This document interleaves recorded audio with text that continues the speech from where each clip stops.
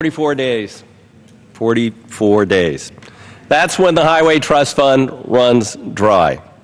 Now, this isn't, a surprise. We've been kicking the can down the road for a while. The Republicans have been in charge for 4.5 years, and today, the Ways and Means Committee is rather begrudgingly holding its first hearing on the issue of the Highway Trust Fund. However, they've already foreclosed the options. The chairman and the Republican leadership have said, we can't do user fees the way Dwight David Eisenhower and Ronald Reagan did. That's off the table. We're going to come up with some other creative or phony way to pay for these investments. And they pretty much have said they're going to try and kick the can down the road till the end of December.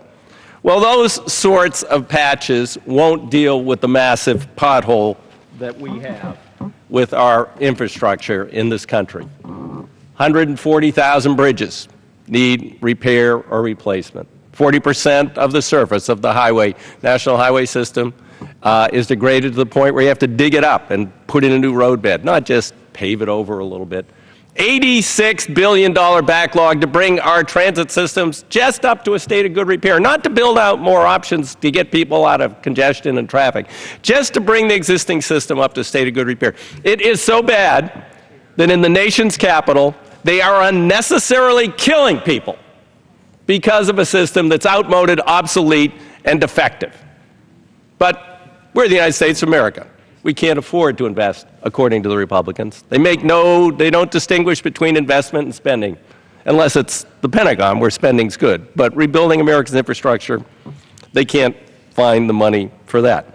But luckily, there is furious activity going on now. The president, went to the baseball game last week, first time in 7 years. He's shown up at the House baseball game. He came to the Democratic caucus last week. He sent three secretaries here. He's inviting groups down to the White House, bringing them down by motorcade. He's on the phone with John Boehner, his former archenemy. They are furiously at work. Unfortunately, what they're scheming over is how to undo what we did last week, blocking the last worst trade agreement that America will ever have, saying we want a new paradigm on trade, no more failed trade policies for this country. It's not working to just rebuild or build upon the massive profits of multinational corporations, hoping some of it might trickle down.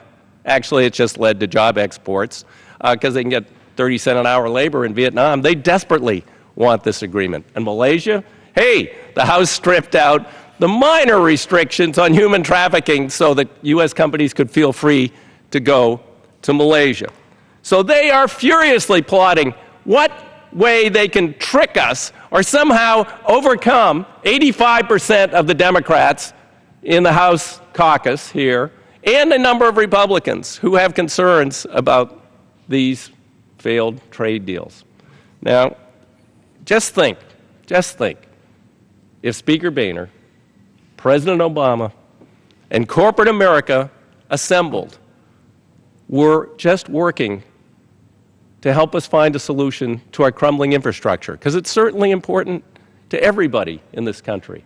If we found that solution, if we moved forward with a long-term bill, we could, instead of having to argue over assistance for workers who are going to lose their jobs because of this trade agreement, we could be hiring hundreds of thousands of Americans, not just construction workers. This would involve manufacturing. For transit, it involves high tech. It involves small business. It involves minority business enterprises. It involves family wage jobs where people can make a living, not getting retrained to go to McDonald's because their job was sent to Asia or Mexico or someplace else. We have a tremendous opportunity. Stop messing around with these failed trade agreements, and let's put our heads together and figure out how to pay for a long-term transportation bill and get this country moving again. The chair will now